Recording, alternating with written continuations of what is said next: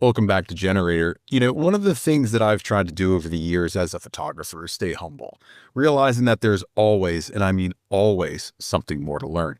Sometimes it works, sometimes my ego gets the best of me. But when I have the chance to talk to someone with real longevity in this business, I make sure to shut up and listen. AnnieMarie's been behind the camera for over 30 years, and if you listen to her talk, she'll tell you she's still just getting started. She runs AnnieMarie Photography up in Minneapolis, where she focuses on seniors and families and beauty portraits and fine art. But the thing that really stands out about Annie is her humility.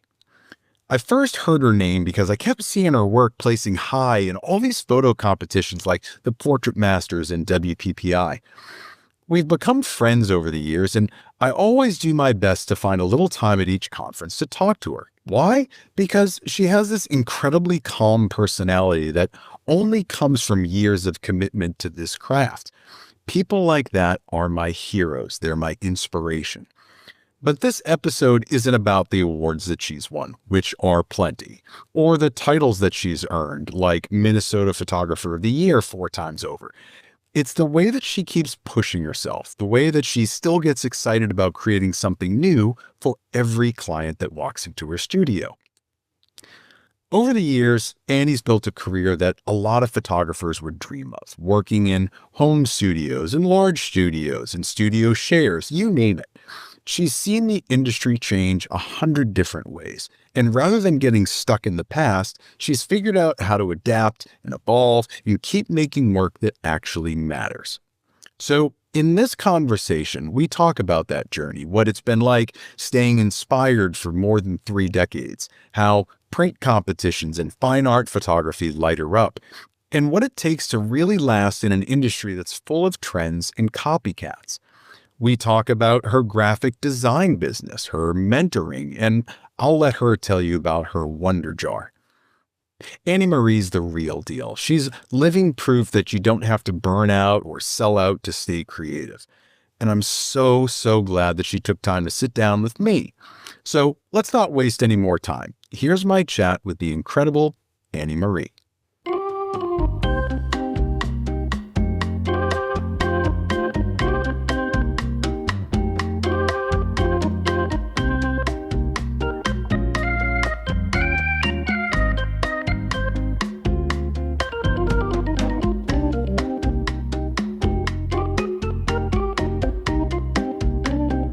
So this is actually kind of a good jumping off point. So you said your dad was a photographer. Is that where you got the bug for all this? Did you just start hanging around and watching how it was done, or did you develop all the creativity on your own? My dad was not a creative photographer. He was a photographer that took photos. I, on the other hand, went more into it for the creative side because I went into graphic design. I knew I wanted to do something with creative. I wanted to be a fashion designer or, something creative. So, my journey took me to Guatemala. And when I moved to Miami, I knew I was going to be divorced and I wanted to have something that I could do, that I could move someday. And so photography, I had 2 little kids and photography just was it. I mean, for some reason, I just knew that's what I was supposed to be doing. And then growing up around it, I always had a camera in my hand. I was the only girl, so every time there was a beautiful sunset or some flowers blooming, my dad would grab me as the model or light testing. And we lived in the country in the woods, and so he would set up all these little vignettes around, and we had a studio in our home, and so he would always grab me as the model, and so I would always kind of play around. We had a dark room, and I was always in the dark room. So I didn't grow up around it, but thinking of a career, I never actually thought of it as that's what I want to do. I was going into graphic design until I was, living in Miami and Guatemala with kids on the verge of a divorce. And then photography was it. I just knew that's what I wanted to do. So never second guessed it. And I still do the graphic design part, as the logos and branding and all the templates and things for photographers. So I kind of get to do a little of everything. I want to dive into that in a little bit because you do have the templates and the backgrounds and you do logos and you do all the branding work. We're going to touch on graphic design a little bit. as we think about photography, and we said this before we kind of started recording, is you've been in this 30 plus years, right? And I've asked a few people recently about trends that they've seen cycle around and things that come around, right? So the big thing now is 90s hard flash, make it look like you took it on a disposable camera, right? And it's all the rage, and the imperfection is the rage.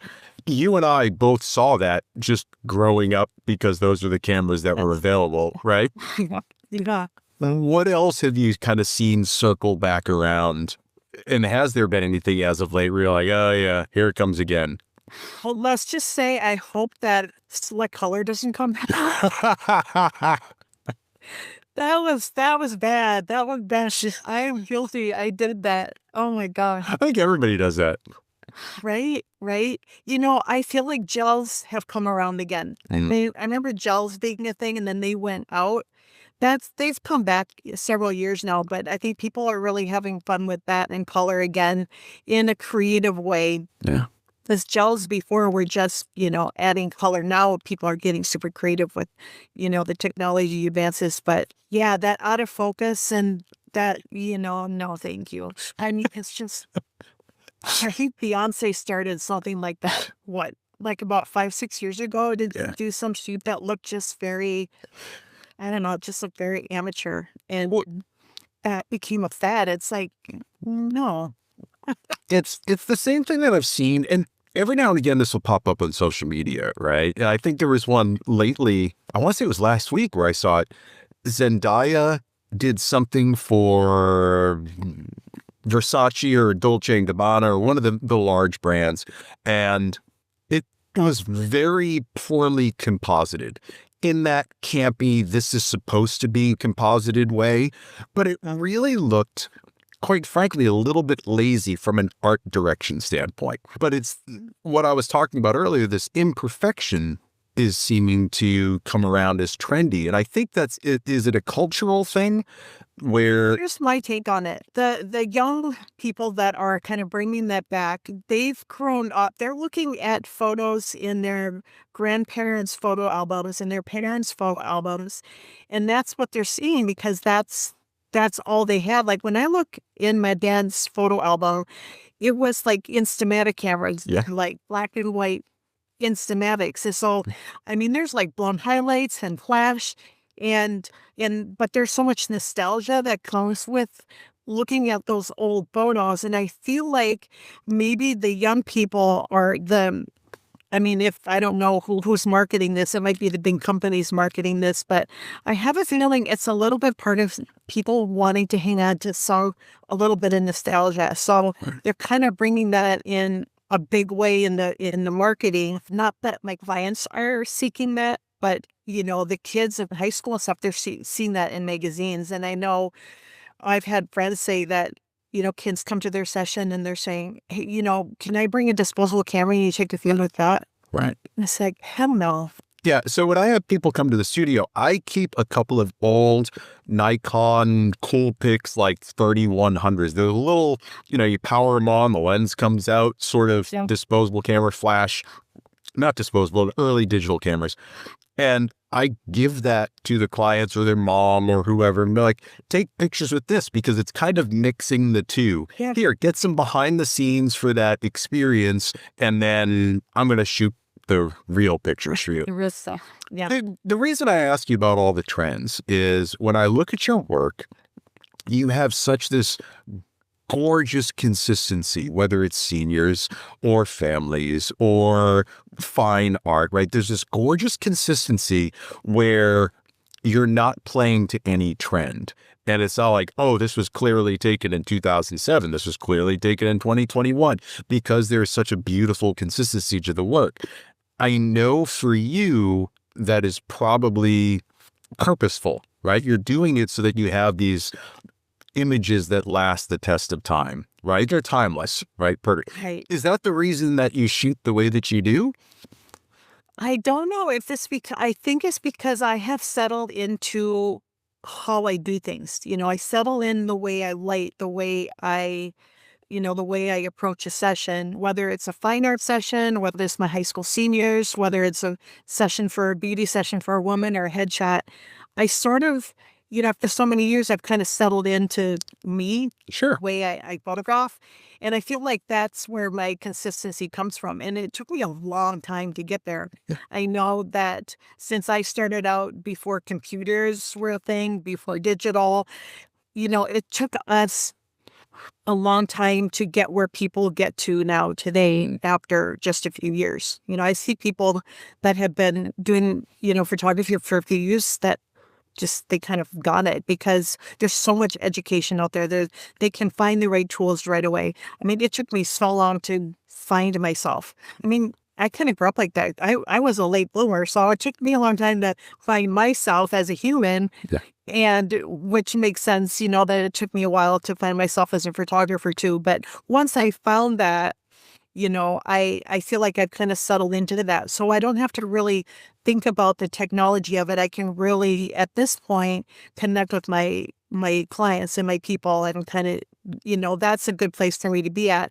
However, at the same time, I just got back from Shutterfest and I went there with the purpose of learning something new to get me out of that perfect posed lighting. Yeah. Because I want to bring in an element of a little bit more element of something different that I haven't done before. So I went there to kind of learn to break down all that perfection and maybe just do something not so perfect or something different or something unique. And so I don't know, I'll see. It's not something that I would I'm not going to transform my photography into that, but it's maybe something I want to kind of play around with and add and just kind of do it, on top of other things.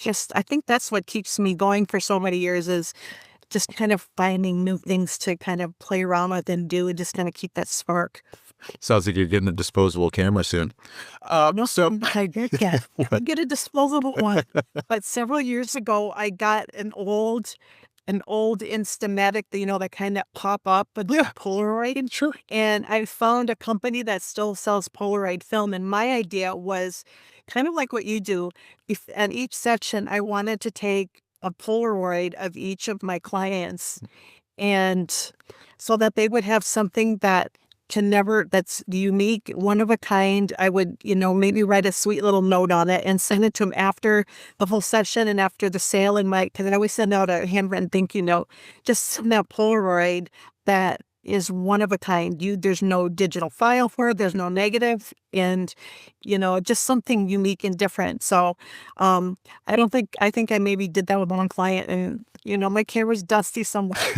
I guess I never got into it, but I do, and I think it was when I was saying it, there's a nostalgia to it, and some of my favorite photos, and they had albums and albums of photos of me and my brothers growing up and my dad and my mom when they were young, all those black and white Polaroids. And it's just, there's something about that, the Instamatic kind of feel.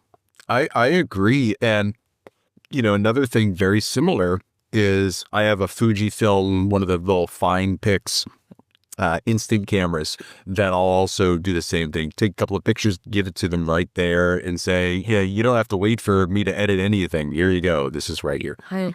I love hearing the fact that you went to Shutterfest, and I want to hear about that conference because I've never been personally. I want to hear your impressions of it. Secondarily, I love the fact that you're always, even 30 years in, learning new stuff. As an educator yourself, that's got to be really important for you, correct? Yeah, absolutely. It keeps one growing. I think if anyone ever thinks they know everything, they're lying. I look at my work and I think I've got so far to grow yet. Right. I look at myself and I see so much. I mean, I see so much work that is just blows my mind. And I'm thinking, okay, I'm here. I still have lots to go. So I never feel like I'm up there. Never. I don't think I'll ever get that way. That really surprises me only because I first learned your name sitting at the Portrait Masters, seeing you win over and over and over and over and seeing all of like top 10, and like another one. I'm like, who is this woman? Just keeps winning all of this stuff in competition. And so that's how I got to know your work. And I'm so glad I got to know you otherwise. Yeah, But, absolutely. I see this. So is this something that's always been a part of you since you started taking photographs, always pushing? Because I see you as the bar that I'm trying to get to, right? I want to know who you look at and be like, I need to get there, because that just extends the road another couple of miles in front of me. Who are you looking up All the to? galleries at Icon. I mean, Yeah. man, I think I'm that way as a human. Yeah. I think I'm always pushing myself to learn more about myself and how to be a better human, be a better person. Just I'm I want to call myself Wonder Woman, not because I'm amazing, but because I'm always wondering. My husband gave me a wonder jar one year. He said, every time you say I wonder, he said, we're going to put a quarter in the jar, because I'm always wondering. I'm always wanting to know things and learn things. And I literally have always walked around like that. And so I have a feeling that that has just transferred into my world as photography, where I'm always wanting to learn new things. Like, that's why I feel like I don't have like one specific style. I feel like I could do this and I can do that and I can do that, because I love everything and I want to do everything, but I know I have to like rein it in. But I do. There's just so much I want to do and learn. So I don't think I'll ever quit searching and wonder. Is there a style, right? So whether it's on location, whether it's beauty or glam or the luxe man, as you call it, or, fine art, is there one particular style that no matter when you shoot it, you're in that state of wonder immediately? No, all of it. I mean, every session I go into is something new in front of me, someone new in front of me, and something new to discover. And you talk to them and you're creating together. And it's, I mean, whether it's a high school senior, they're just fun and energetic, and you're out and running around and finding cool light and locations, and they're twirling, and the guys are looking cool, and that's just fun. Those give me a lot of energy. Mm. And I bring in the women from the women's portraits. It's more to allow them to just feel beautiful and kind of get to know them as, they've been mothers and employees and wives and daughters all their lives. And it's a chance for them to be in front of the camera as a woman, and it's very fun for me to watch their transformation and them blossom. And sometimes they don't do it until after, when they see their portraits, then they realize what I was seeing. So that for me is just exhilarating. And when I do my fine art, I literally don't sleep for a couple of days before a session. I'm so excited to, I'm like putting everything together in my mind, and I'm getting props put together, and I'm thinking about this and that. So that's my fire, the fine art sessions. And if I get to work with children, that's just fun too. So I think every session I go in, it gives me a different type of joy, and that's why I like doing different things. There's not one thing that I enjoy doing more than another. It just it's all just different. It gives me a different joy. Do you find when you're shooting fine art, are you already thinking about competition, or do you shoot competition images separately? Kind of both. I didn't even start competition till I was in business like 20 years, over 20 years. So I never went into it thinking about that, because that to me, I always thought I don't need letters behind my name. I don't, Right. that I'm doing this for my clients. I'm not doing this to get a master's or whatever. Right. I never went there with my work. I mean, we can talk about that process of how I kind of entered that world, but some I go into, this is the time of year that I mostly do my creative sessions, because it's it's before my busy summer, high school seniors, families, fall, that type of thing. Hmm. So winter's my chance to kind of just create, and I do it for me. Sometimes I do do it I have it in mind now that if I'm in the process of doing an awards or a print comp, I will shoot with that in mind, with making sure every gear is in place and whatnot. So it's a combination. Some I go into just to have fun with, thinking of all these ideas that turn into competition images. Sometimes I go in to a shoot with competition in mind, and then I don't come out with anything that I think would work. So it's interesting, but yeah, like right now I have some concepts. I mean, obviously after Icon, I went home with a head full of ideas and a lot of chicken scratches on paper. And so I'm putting some of those together now, which is it's just so exciting for me to be doing that right now, because once I hit summer, I don't really have the time to put in that kind of creative effort.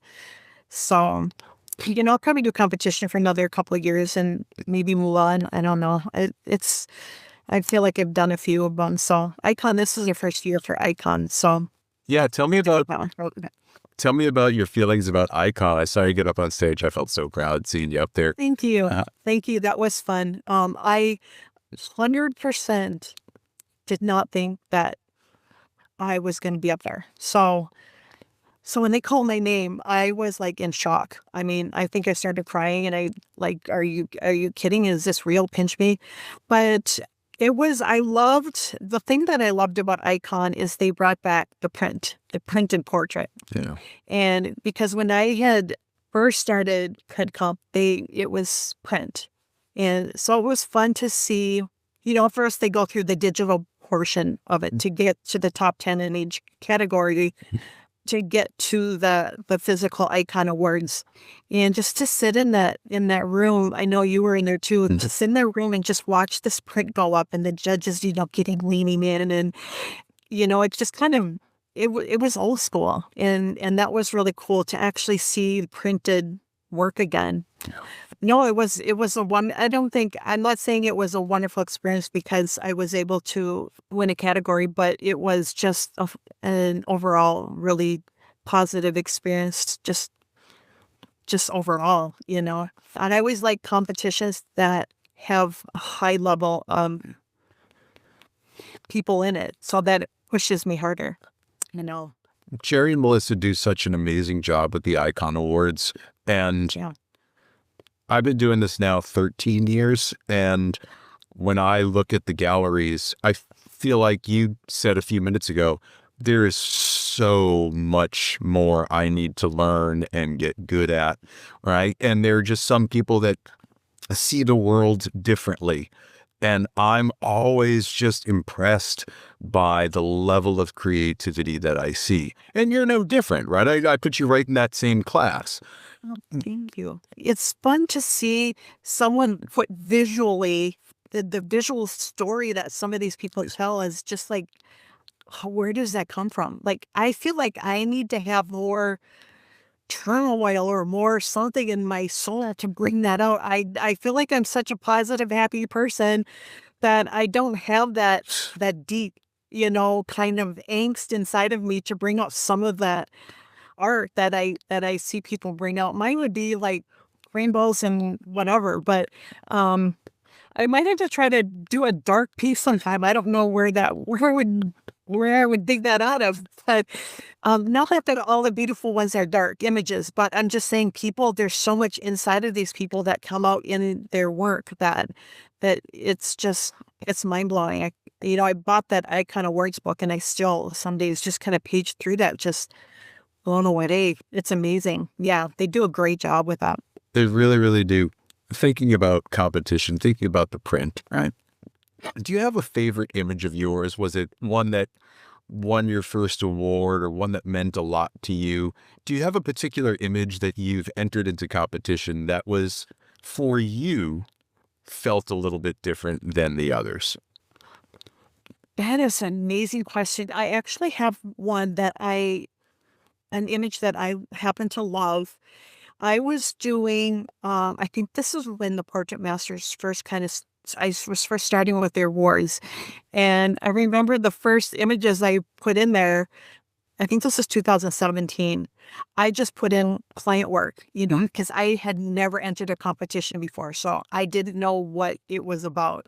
And so I just entered a bunch of random pictures, and one of them actually made the top 20. And I was like, but that was, they really tightened up, once they started rolling, and the work just started leveling up and up and up. Yeah.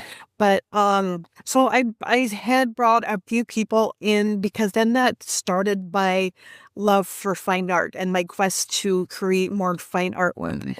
And I wasn't at that point even offering that to clients. So all my fine artwork at that time was for me or to enter in print comp. And so I had some people come in for ideas that I wanted to do. So this woman came in for a fine art session, and she brought her boyfriend with her. And so he was just kind of hanging out on his phone, like whatever, and it ended up being, she was very, very white skin and he was very dark skin. And so I'm like, do you mind being me a few photos? Because then I wanted to play off the yin and yang. And Sure. and so anyway, I did all this stuff with her, and then I did a few things of them. And then while she was changing, I just had him sit in front of I don't think it was natural light. I think it was sort of like a Rembrandt light. Mhm. And I put a hat on him. He had a black t-shirt. So I had him just in a black t-shirt, and I just had him sit there, and I snapped a couple photos of him, and she came back, whatever. And none of the images I took of her or them together were competition worthy. But there was one shot of him I took where he was just staring in the camera, and I edited it in a way that is just mesmerizing. And that one actually has done fairly well in print comps. But I think it stands out to me because it's the one picture I went in it was just sort of just killing time between what I was trying to create. So it was the one I ended up with. That was the best image. So you just go in those, you never know. Is this the one on your website? It's like a brown fedora with a black band. The guy's like this. Guy, is holding his face. And it is the gravity in that photo. Yeah. Like you're hypnotized by the gravity in it. It's gorgeous. It's a gorgeous photo. I remember seeing it on your website. Thank you.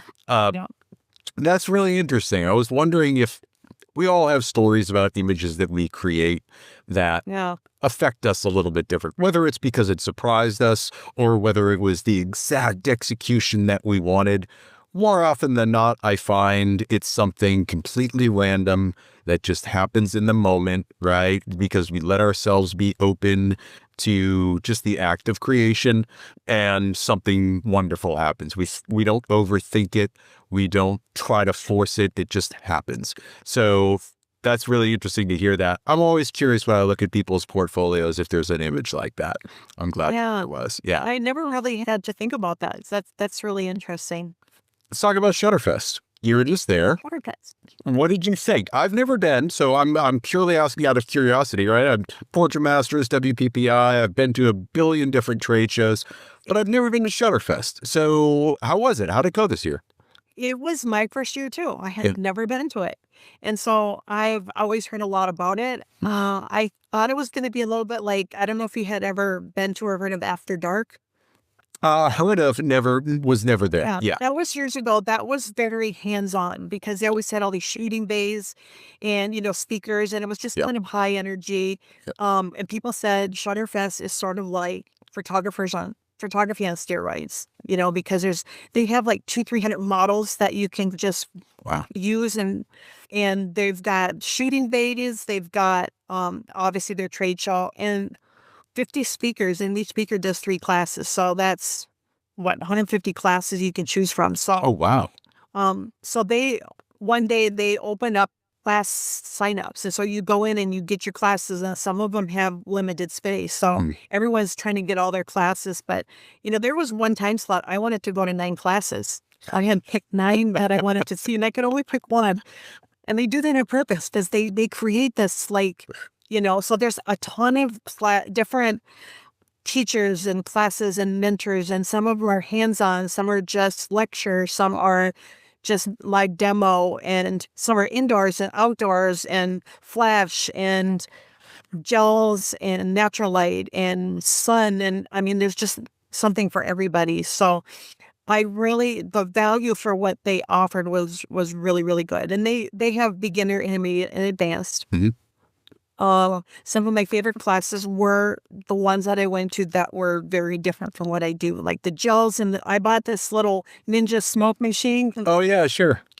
Ninja smoke, and I have a couple little RGB lights that I purchased before Shutterfest that I kind of want to work with some colors and stuff and kind of do some more creative work that way. So there was some really good classes. And then, between classes or after classes are done, like at 7, you can, like coordinated with the model like a month before Shutterfest. They have like a list of all the models with their social media. So I contacted one, and our group, I went with the group, there's 5 of us. And so I brought everything from my studio to style her. And then I brought 3 different outfits. And so we just ran around and just found cool locations for those different outfits. And so there's some people that shoot like 8, 10 sessions after hours, and they're out till like 2, 3, 4 in the morning shooting in the streets and outside. And it's at Union Station, which is this gorgeous. I don't know if you've ever been there in St. Louis. No.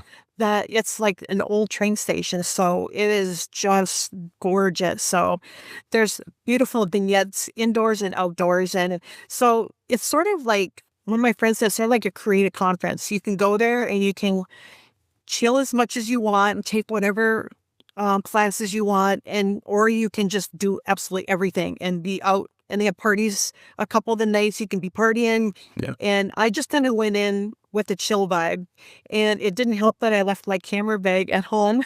Oh, no. I had camera and lights and everything to bring, and I got to the airport and realized I left it at home. So I was a little bit more limited.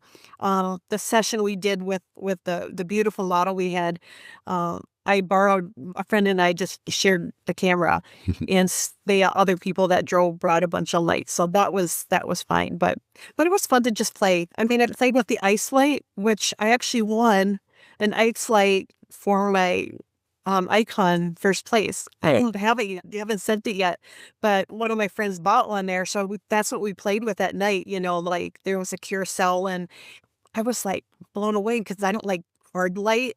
I like dark and moody for some things, but I don't like hard light, especially on the young people. And Sure. It was beautiful light, and that's all we used. And there was enough ambient to, so it was a really, really good conference. And then the last day they have most of the people leave, and then they have an extra day where they have like main speakers. Your friend Johnny was one of them. We're super excited to meet and hear speak, because he's just like charismatic, and he like talks to your soul. Yeah. And he with bigger names that were on that last date, which is pretty cool too. So I really enjoyed it. It was a really good, it was unique, a unique conference, because they all are. Master was its own. It had its own feel, its own family, and Shutterfest has its own family, and I go to which is a senior conference every year, and they've got their own vibe and their own family. So, and WPPI and Imaging, that's like huge. So it's good to kind of test all kinds of different types of conferences and workshops. Yeah, I've heard about Sync through Erica Manning, right? Another senior photographer. Now you won. There we go. Isn't she's amazing. I mention her all the time just because I think she's an amazing person. But you won like Sync Photographer of the Year one year, correct? Yep. That was in 2020 something. Tell me. Within the past 5 years.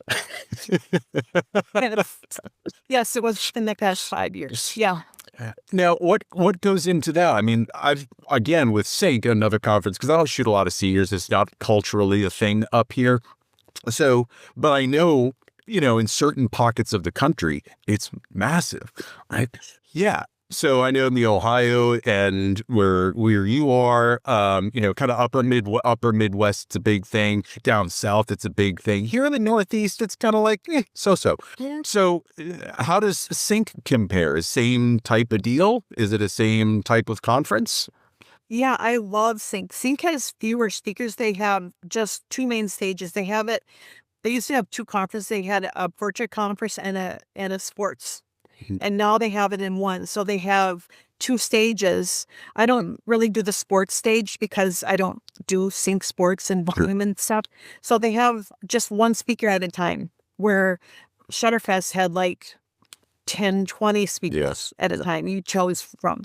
So sync has like the main stage speakers, Mhm. and they have some like in the evening they might have some shootouts, or they have some kind of just chill, sit back and chat kind of vibe going on in the evenings.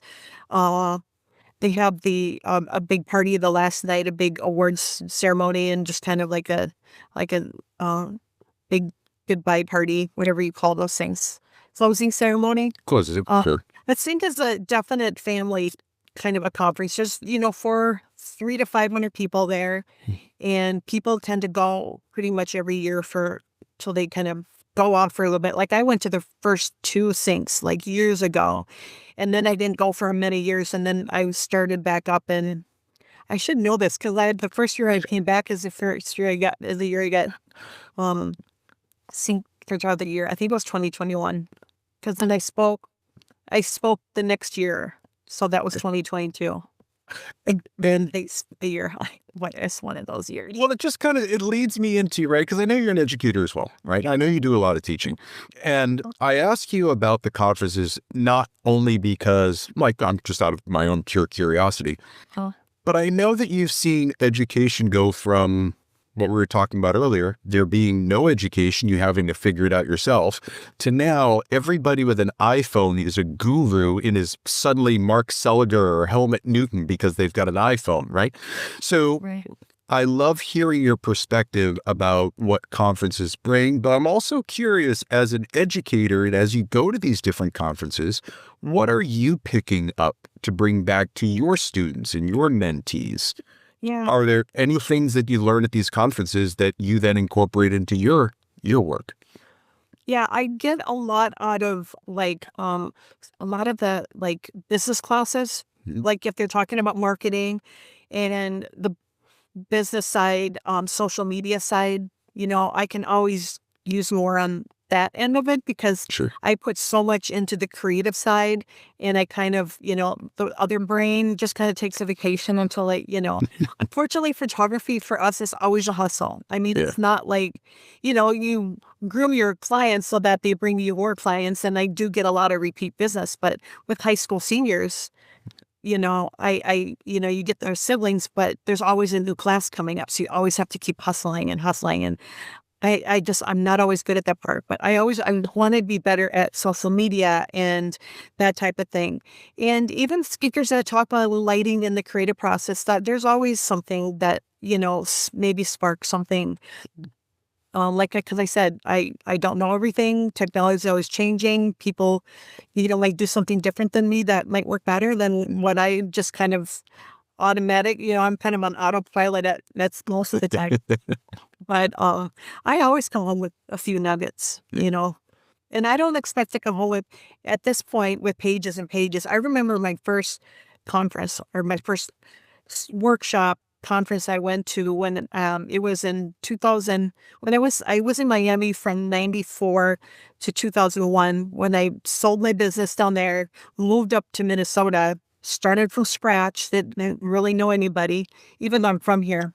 And that was at the time when digital was film was moving into digital, and I wasn't trusting it yet.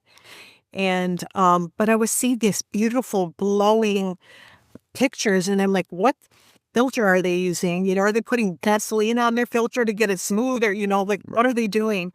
And I just couldn't get that look with, the film. And I felt very I could only get this when I wanted to get this. And so, well, a lab had sent me a postcard, and it was ACI down in Sure. I know ACI. Sure. yep. And they were having like a little workshop. They had two speakers coming in. It was just going to be like a 1 or 2 day thing. And I'm like, I'm just going to go down there and I'm going to learn something. And so I went down there and I walked in the room, And a speaker had these huge banners of these, he did high school seniors, and they were just beautiful, glowing skin. And I'm like, that. And I sat in the front row with my notepad, and I took like a mountain of notes. And and then I realized it was digital. So I'm like, oh crap, now I have to go buy new cameras. I have to go buy a freaking computer and all the software, and then I have to learn how to use it. And I did. I went cold turkey, and obviously haven't looked back.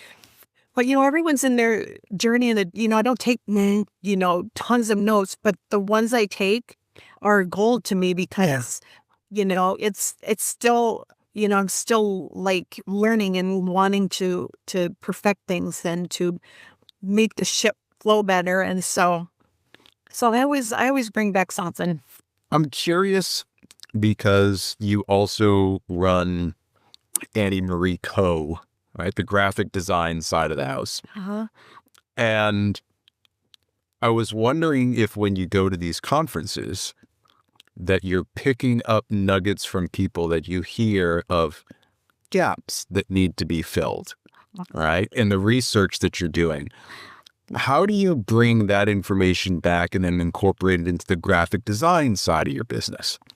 Well, people will say, like when they're talking about client experience and client education, I have a lot in my template client education, whether it's product catalogs or whether it's information guides just talking about your studio, or whether it's getting people set for prep for sessions, just hearing people talk about that. Or maybe I'll see a trend where I can incorporate it in these cool stickers or something, and packaging, so maybe I'll make something for packaging. Or social media is constantly changing. So, maybe people are wanting social media templates, or, so between listening to what the industry is changing to and meeting and what people are talking about, or even just friends saying, hey, I wish I had this. Mhm. I'm like, okay, I'll go home and create it. And like 2 days later, I have it on my site. Because the way I am, I just, they do it right away. And that's phenomenal to me. Yeah. Again, yet another deficiency in my genes that I have, which is I hear a great idea, I think the great idea, I write the great idea down. The idea never gets executed, and then I see it. That stack on by your desk. I've got several. I've got them everywhere, right? Yeah. And so, as someone that has just started creating digital products and is selling things, and it's a slow process, right? Because it becomes, for that mailbox money, there is a little bit of marketing that you have to do, and you have to keep up with it and constantly be producing things.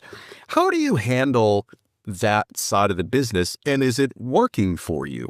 Is photography feeding the graphic design? Is the graphic design feeding the photography? Do you keep them separate?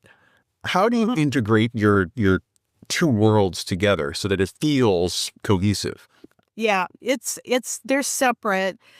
The hard part about marketing my design work is most of the groups I'm in, like Facebook groups or whatnot, Yeah. don't allow soliciting. Right. So I can't just go in these groups and talk about this, or I'm having a sale, or here's a code or whatever. Mhm. And so it's pretty much word of mouth. And I haven't really jumped into like advertising yet. Me and Meta do not get along. I mean, I hear I it. would divorce Meta if I was married to it, because I cannot figure it out. And I have tried to the past like few months, I've tried to create an ad, and it says that it's active, Mhm. but there's like no movement on it. It doesn't take out the money. So it's like just nothing moves, but it says active. And it's not like you can just call like Joe Nalla Street at meta.com and just chat with them. So I just haven't taken the time to really kind of figure that out. I need one of those yellow and black Meta for Dummies books. I need one. Send me the link. So I haven't really advertised, but most of it is word of mouth, and like if I speak or something, I'm able to, talk about it. Sure. And you were talking about, coming up with ideas and stuff, and like when AI started, that started a whole new digital backgrounds, so I have like for a full sports package for people doing sports pictures, just to pop those digital AI backgrounds in, or rooms. I have all these cool rooms with character and textured walls and stuff. And then I did another where I have frames on the walls that people can just put their pictures in and show their images like on a wall in a room. So stuff like that, I find that when the industry changes and now with AI, there was a need for that. Some of the actions that I use daily, I created a couple action sets and stuff. So I'm constantly kind of filtering what's kind of needed. And yeah, but advertising is difficult, but I am able to get the word out enough that I don't have a ton of time for that type of thing. So, I kind of poke that in where I have free time, because it's always like, no matter how much you eat, there's always room for ice cream. Of course. Oh, in my world. In my world, too. So, but that's the same thing. Like, no matter how busy I am with photography, I always will find room to create a logo for someone or to design something, because it's a different part of my brain. There's a couple of things, and I wanted to talk about this a little bit because I saw on your website, especially with those products, I love the fact that you're right ahead of the curve and you say, you know what, these are created by AI. You might not be able to use them in competition images, right? You're already calling out, because you're sensitive to the competition nature, that a lot of these photographers might be looking for these types of products. So I love the fact that you're calling that out and prepping people to say, hey, before you spend money on something you can't use in a competition, at least know what you're getting into. Secondarily, I love the fact that you're using AI to do this stuff and create variations and put together packages for people and mock-ups where they can drop their own stuff. You're taking a lot of the work for photographers that don't want to spend the time to learn AI prompts or learn how to do variations or put it in the right format or create a collection. You're doing the heavy lifting for everyone. Right. And the fact that you're able to brand AnnieMarie Co. very much like your photography side makes it all feel very cohesive. Cohesive. Mm-hmm. And so the look and the feel is the same. And, you're at the right website, right? There's a lot of people, myself included, that don't do that as well. So looking at all of this and looking at the logos and branding and templates, and does that graphic design bring you the same satisfaction as photography? Or like you said, is it just a different part of your brain and you just have to satisfy each hemisphere differently? Yep. I mean, I love graphic design, was my first love. And Yeah. I think logo design for me is that's what gets me giddy to design logos. I mean, I could do that. If I could make a living doing that, I would love to do branding and logos. That would be it for me. But I would never give up photography until I can't roll around and ground photographing senior, until that just isn't, an option anymore. I'm kind of an old lady stuck at a computer, that's all I could do. But I love both almost equally. I think, excuse me, the photography is more visually exciting, I think, but creating the design where I can sit in front of a computer for 12 hours without moving. I loved the editing process and the photo process, and I love the design process. So I could just do both for hours and hours. I mean, I barely have a life other than that. Yeah, join the club. We get jackets, right? So one of the things you said, you love designing logos. What's the thing that most... No, let me step back. Let me ask this question in a different way. I know a lot of photographers when they first day with the new lips. I know a lot of photographers that think when they start their business, oh my God, the logo is everything. We've got to have a logo before we can have a business. It's a two-part question. One, how important really is the logo in a photography business? Secondarily, what do most people get wrong when they have a logo for their company? It doesn't even have to be photography. What are those two sides? How important is the logo when you start? And what do you see as mistakes that people are making all the time? I would say, there's a lot of things, when someone's starting a business, obviously the most important thing is that you have a product. that is good. You have to concentrate, be 100%, have a beautiful work. You have to have good work to really do the good sale. You have to have a good website and good, I mean, you have to have something to sell and something to market. I do think a logo is important, and I don't say that because I love designing them, but I think that's like, it gives you like it's a professional standard, I think. And then when people have really bad, like I call people out on their bad logos. I mean, change my name, but no, I probably have offended a few people out there. And if you're listening, I'm so sorry. But I think if you have like a very outdated or very low-key logo, that's going to show people like that's probably what your work quality is too.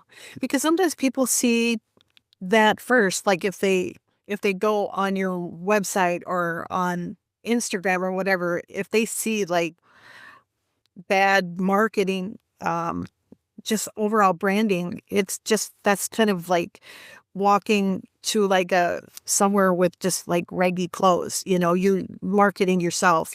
That's part of the whole photography pie. I think it's part of it. It's not the most important. Obviously, the most important is having a good product. What was your second question? What are most photographers that do have a logo getting wrong?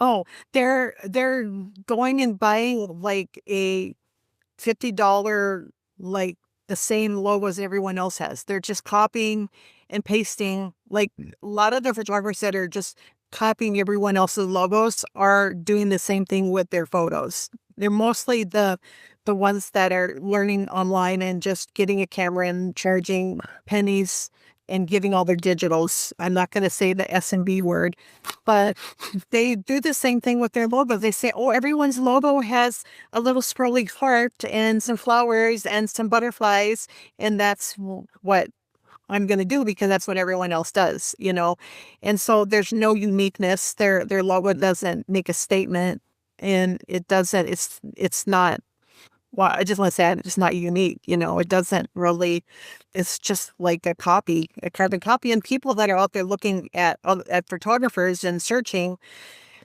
can see that, I think. Yeah, I think so too. They make it themselves, and they've got like 4 fonts in it that are very outdated, and they get some graphic that's kind of fuzzy, and yeah, no. Just people that want to save money, it's like you spend few $100 and get someone to actually, and I don't charge that much for logos. So, oh, I tell you, yeah. Well, I I see a lot of that stuff out there. Or people that have been in business for many, many, many years and they've never updated their logos or your website for that fact. And it's just, you go to it and it's just like so outdated and yeah. Yeah. And this is the thing that I love hearing from graphic designers, right? I went through a graphic designer to get mine. It is very simple, but I wanted something for me where I knew the font choice would be correct, that the kerning would be correct, that the balance would feel right? And yeah, with a lot of services, Fiverr, just AI, Mid-Journey, right? You're not going to get anything, in my opinion, that captures the character of your brand. That's why you need to have the conversation with an actual graphic designer. Here's what I like. Here's what I don't like. Here are things that inspire me. Here are things that I really want to avoid. Getting all of that information to a graphic designer will give you many more options and a shorter path from A to B than just continuing to throw things into prompts and say, copy this or make this a little bit different or cross these arrows this way, right? And it's the same thing as everybody else. Right. It's with anything. It's just custom made for them. And I know when I'm working with someone, I get a lot of information from them in the feel that they want the logo. And I say, you're going to know it when you see it. Right. And I don't tell people, oh, I only do 3 revisions. I will revise and revise and revise until they go, that's it. That's me. That's it. Sometimes every once in a while I've got it like literally in the first try. Normally it takes 3 or 4 back and forth, just tweaking little things, getting everything right. But when people see it, they know it. And that's what I want to get to. I said, I'm not done with your logo until you love it, until you know that that's you. And it's like anything else. It's like when women go out wedding dress shopping, they try on many dresses, but when they've tried the one, they know it. Yeah. You know, I don't think I've brought tears to anyone's eyes at this point, but But it sounds like you take that same approach to your photography too, right? Where you're listening and you're taking care and you're going through revisions and you're going through all these different sets and setups to give something that is uniquely singular to that person. right, Right. because I am not a photographer for me. I'm not taking those photos for me unless I'm doing my own, a fine art thing. Sure. I'm taking those photos for them. So I am trying to encapsulate them in that portrait. And I want them to look at it and just know that that was created for them, not because I'm just creating a photo to sell, you know, but that I'm creating something truly that captures their uniqueness and their soul, knowing that I was there for them, not that they were there for me, if that makes any sense. When someone's in my studio, I don't go in thinking, oh, they're here for me, to give me business. I think I am here to service them, I love that. And I think it's that client first approach that some photographers forget. We all want to create beautiful art and get ourselves noticed and get the affirmation and get the awards and get the clients and all. Sometimes we forget in the moment about the person in front of the lens and what it is that we're doing for them. And I say that because I'm not calling anyone out. I'm guilty of it, right? There are moments where I get on this creative streak and I'm like, these are going to be gorgeous and I can't. And I have to bring myself back to the fact that it's not about you egomaniac. It's about them. So if you could go back and tell AnnieMarie 30 years ago where you're going to wind up, do you think she would believe you? Yeah. Yeah. I think so. You've always had this. Well, I was in this for the long haul. Yeah. I never thought I would be on the other. Well, no, I can't say. I was going to say I never thought I would be on the other side to do the education part. But that said, I have always been a leader and I'm always been a giver, and I'm in a family of teachers. So it's only fitting that that's who I am. I mean, I got to a point where I had to get enough confidence, first of all, to know that I could stand on the other side and share what I know and have people actually learn something or listen. It took me many years to get to that point, to think I have something worthy of sharing. Mm-hmm. And I still feel, even 30 years in, that what if I don't have enough to, teach? But as a giver and a person that wants to just always help others and teach, I'm, kind of moving more in that direction where I want to be that for photographers starting out, because I didn't have that. I started out in Miami in place I knew nobody. There was, like we were talking about, no education. There wasn't even the internet back then. If it was an AOL hookup that there was no colors. It was like, oh my God, am I aging myself? I'm like there with you, sister. So you just go ahead. I can still hear the AOL dial-up noises in my ears as we say this, right? It's PTSD. It is crazy, but that's why it took me so long to get to probably where I was 20 years ago, where I felt comfortable in my space as a photographer. But I want to be that mentor, that person, that educator that helps people that are in that point where they're just starting out and just needing that kind of helping hand or that inspiration. I just want to, more than anything, is inspire people to be in their own journey and be okay with where they're at, because everyone, I think, gets started and they want to be up here already. Yeah. People don't realize you have to kind of grow into that, so I always do more for my work and do more for helping other people's work. So I want to slow down and dig into that just for a second, because a moment ago you said, and I wrote it down, you didn't think you were worthy of sharing some of this information, right? At what point did you pivot from, I'm not worthy to share this, to, you know what, I'm good enough to share this and I'm going to start teaching people? Was there a moment in there? It was when I got photographer of the year at Sync. Yeah. I thought, okay, all right. I got recognized for my work, and people took note of who AnnieMarie was. I think I always felt like I think I felt like I was at a level where I was good enough to do that. But how can I explain this?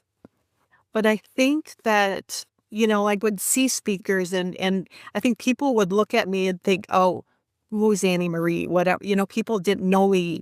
But as soon as I got that, people were like recognized. They said, okay, well, yeah, she, then they knew who I was, and then I could take that next step, and people trusted me. I think I didn't want to be in that position until I knew people trusted what I was saying, if that makes sense. I don't think people would have trusted what I was saying until they knew who AnnieMarie was, So I started on that stage, and then, I did other events and local things and online summits and podcasts, and little by little, the more people that hear my name, I think will give more trust in me.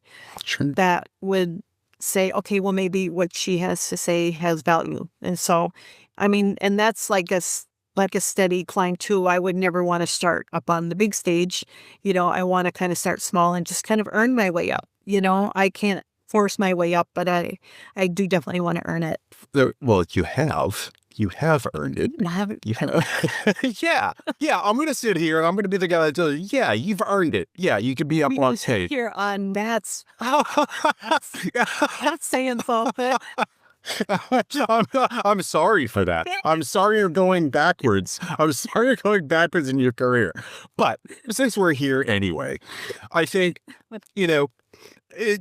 I'm curious because there's a subset of people that have been in an industry, doesn't matter if it's photography, that are in a creative world long enough, and they've accumulated their knowledge, they've defined their voice, they've made whatever success they've made, right? Doesn't have to be national. It doesn't even have to be local. They just define success how they define it. And they start to teach others. And I used to think that there was a threshold before you could become an educator.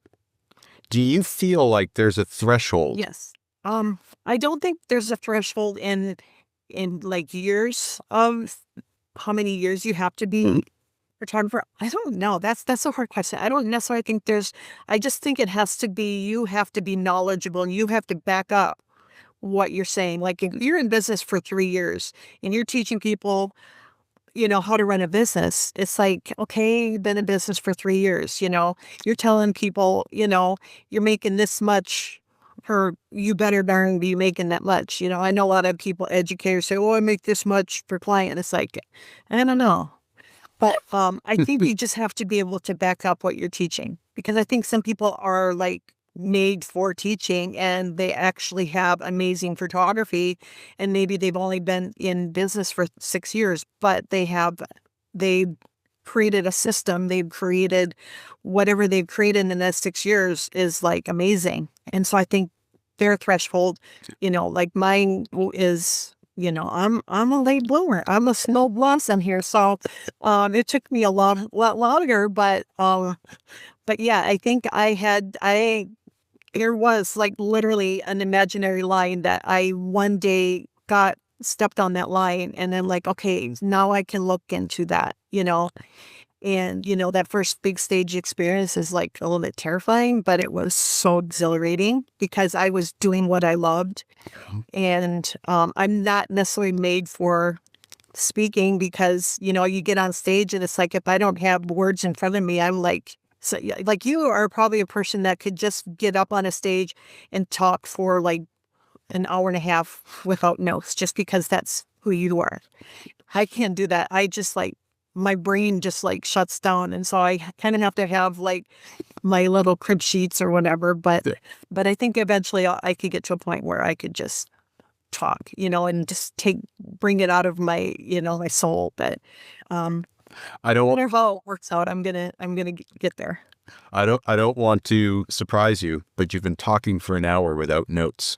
So I think you're perfectly capable of it. This is a conversation. I don't need notes for a conversation. It's how I've always approached speaking of any sort and Yeah. when I'm on stage, if I'm giving any sort of presentation locally or nationally, I always try to find one person in the audience and I just have the conversation with them. I feel like I'm talking directly to them because I'm very comfortable in a one-on-one situation like this. I'm extraordinarily uncomfortable in a crowd. I really have a lot of social anxiety, which people are like, do you really? Yeah, really bad social anxiety. And so the only way that I can get past that is to find the one person, and then it doesn't feel so intimidating. They might get creeped out by my locked on eye contact for 45 minutes, but for the most part, it goes decently well. Walk from one end of the stage to the other. You can warn them first, right? Yeah, totally. I'm like, I'm going to be looking at you for the next hour. So I think about that only because there is no threshold. I think you're right when you say, as long as you have the experience to back it up, it doesn't matter if it's a year or if it's 30 years. If you can walk the walk, walk the talk that you're talking, then go for it. Because I think there's room for everybody. I really do. I don't believe in gatekeeping. I don't think you should lock anyone out because, quite frankly, the ones that can are going to rise to the top. The ones that can't are going to be told pretty clearly, not your time on the stage yet. And that's fine, right? So I just have a hard time in the age of social media. Everybody's got a phone in their pocket. Everybody's a guru. Everybody wants to be an educator, especially in an economic climate like this, where maybe we're not booking as many clients as we used to. And the thought is, hey, let's just jump on YouTube. We're going to share a YouTube channel. Let's be an influencer and get followers and get paid that way. Right. Yeah. Never that easy. Now, I know you're just kind of starting a YouTube channel and you're starting to do some of this. What kind of content are you looking to put on there? Well, I am very not a technical person, so I'm not going to get up there and talk about all these technical jargon because I will sound very stupid.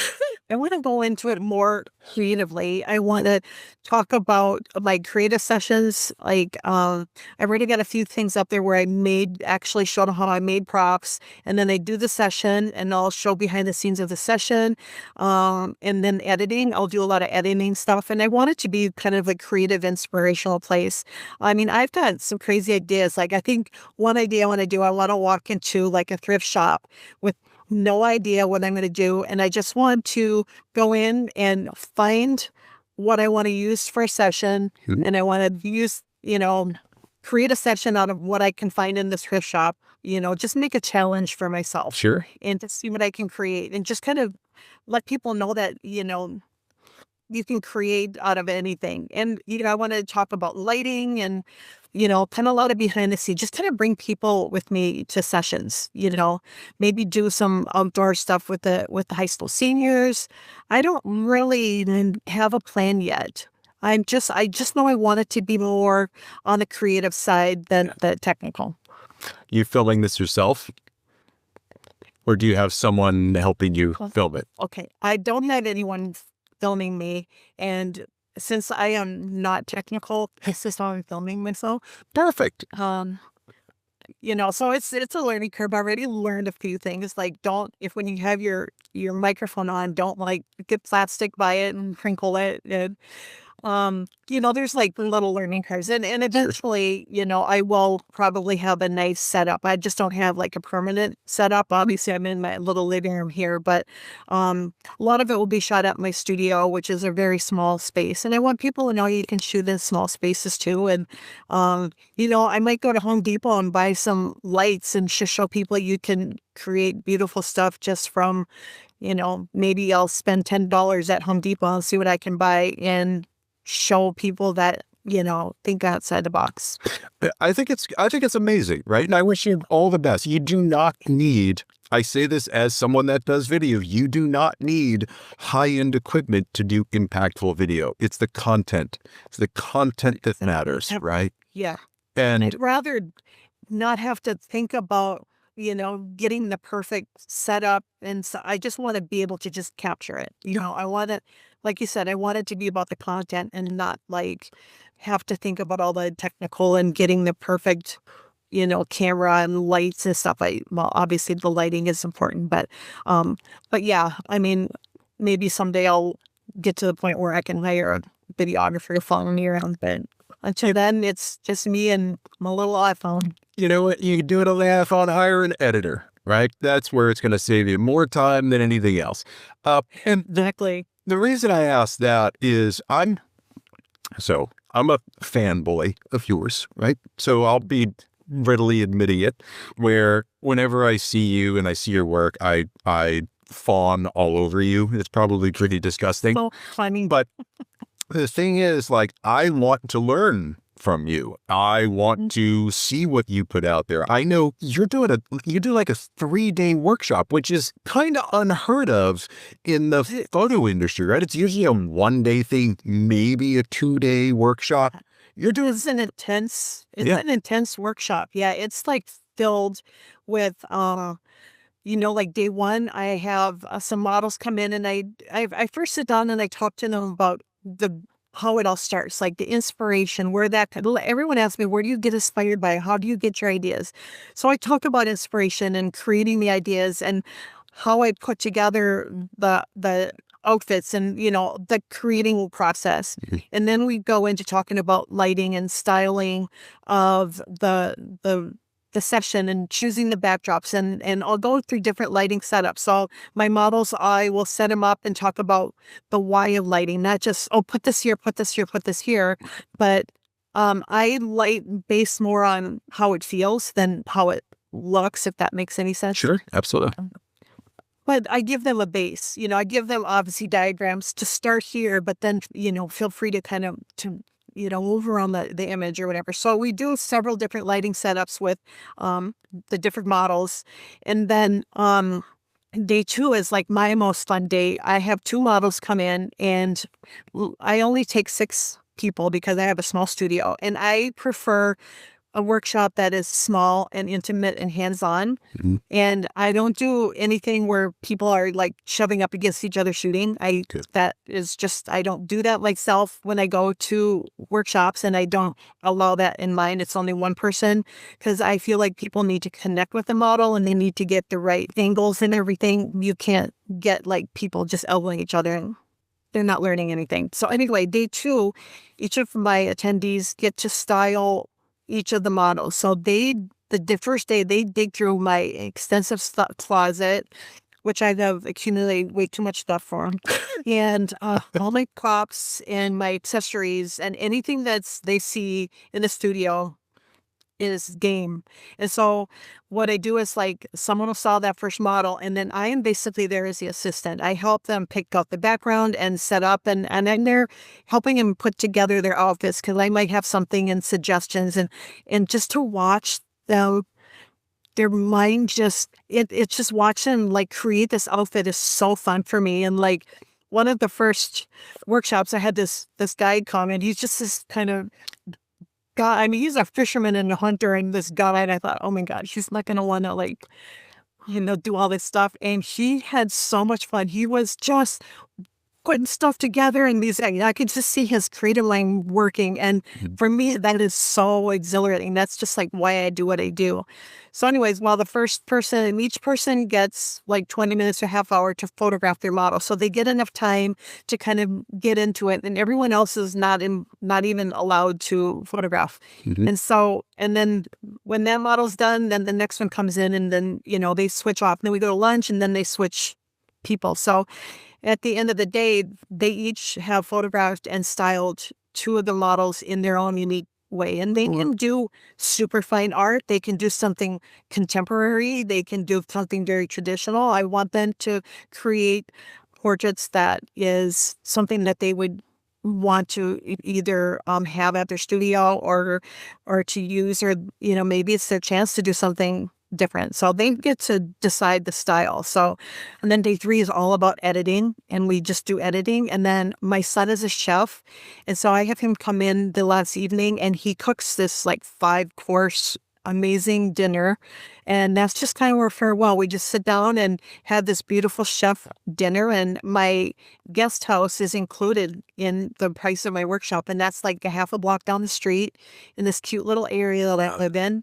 And it's just a very intimate, and everyone becomes really good friends. And it's just, I mean, people feel like nervous when they get there, but then it's just, they realize it's just, it's a busy time, but it's a time just to relax and create and network. And I just love it. I wish I would do more, but it's a fun little workshop, but 3 intense days. Yeah.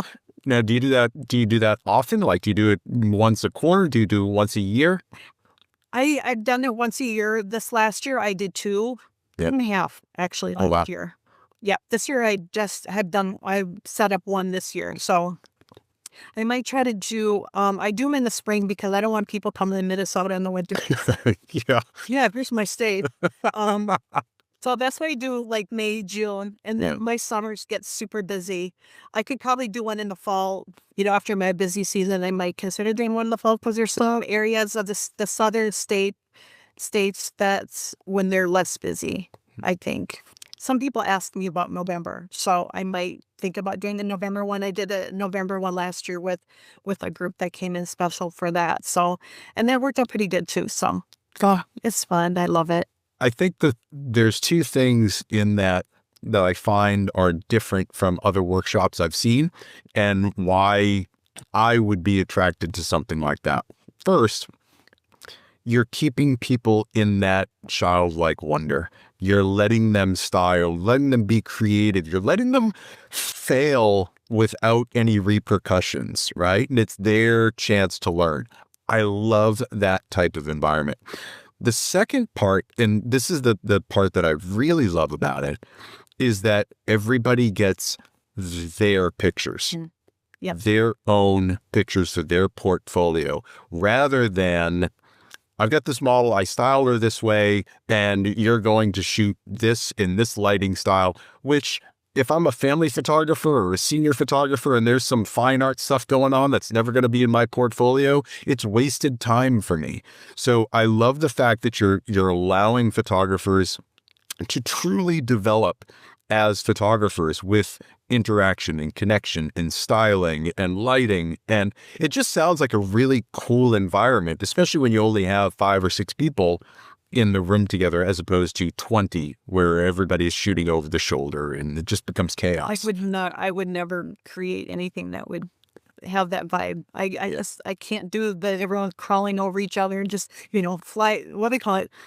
Drive-by shooting. Yeah. Yeah, it's really important to me that each person gets that one-on-one time when they're shooting, and I'm giving them suggestions. I'm talking to them about posing, because sometimes they're a little bit nervous and they don't know how to pose them and stuff. And so I'm just there to be their cheerleader, to tell them it's okay. This is, to kind of help tweak the posing, tweak the lights. Maybe we'll do lighting one way. And I'm like, hey, let's, maybe we try this or try that. And, just working one-on-one with that person for that half hour and just watching like bells, watching things click and watching them have fun. And that to me is fuel for me to want to teach, just watching people kind of get it, lights go on. I love that. I love those moments.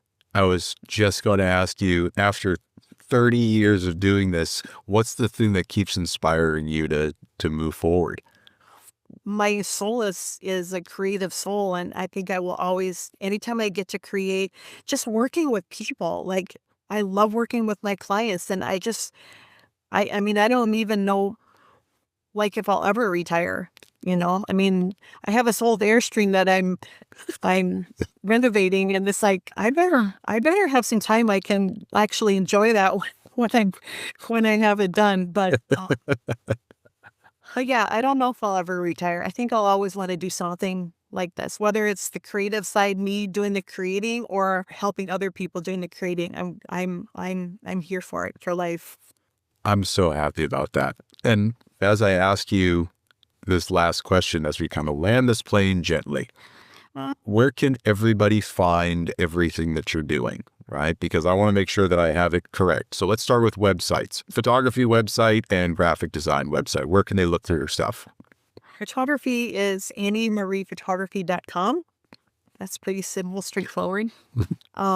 Graphic website is AnnieMarieCo.com. So that's all my you can get there through my photography site too, but it's AnnieMarie Co. That's anything templates and the logo design, the mentoring, the workshop is on there, the actions and all that, all the visual ditties. And then for social media, I'm sure it's variations of AnnieMarie Photography, AnnieMarie Co. It's Annie.Marie.photography on Instagram. I literally I had AnnieMarie C use Instagram for 10, 15 years, and I decided I just want it all in one because it's just too daunting to try to babysit two Instagrams. And so I literally just put out, I think last week or the week before, that on my senior page, I'm moving all senior content over to one page. And I felt like this weight was lifted up. And now I can just talk to that one group and really give 100% rather than 50% there and 50% there. I'd rather give 100% to one. So Annie.Marie.photography. And then I don't do much with my Instagram on my, I don't really do much with my design Instagram. I have like 7 Instagrams, and so I'm trying to. My Airstream has an Instagram. Don't we all have, like, my dog has an Instagram account, right? He doesn't do well with her paws, like really has trouble typing. So I don't even know why I have that. I tell you what, when I'm surfing, I'm looking at the animal. I know. So I want to see your dog. It's such an alter ego. It's so strange. Annie, I cannot tell you how long I've wanted to have you on here and how Thank you. much of a joy it was. Yes, I'm so thrilled. I feel honored. I feel like such an honor. Like, oh my gosh. Well, clearly you have a drinking problem as well. So yes, I do. It's about time. I just have had fun somewhere. It's 5 o'clock somewhere. So no, it's been amazing. It's, over the years, as I've seen you at conferences, and I see you up on the winners board all the time. Hey, there's another one that AnnieMarie has won. There's a category and there's another top 10. And you're so humble and so approachable, and you don't gatekeep anything, and there's no ego. And it's just so refreshing to see that in a world where everybody is self-promoting constantly, to know that there's just good, genuine, incredibly talented people out there, and you are right up there with the best of them. And I cannot thank you enough for being here. Thank you. And I can't thank you enough for trusting in me that you would even ask me here. But I was so excited to just sit and chat with you and have a conversation about life and photography and wherever it took us. It's so funny. We're always like, we should catch up. We should catch up. We should catch up. Oh, yes. We'll say the same thing a year from now. Yes, we should catch up. So I'm glad. So listen, stick around for just a minute, but thank you so much for being here. Thank you. And I'll see you at the next conference, I'm sure. I'm sure, for sure. Thank you. All right. Thanks. Bye-bye.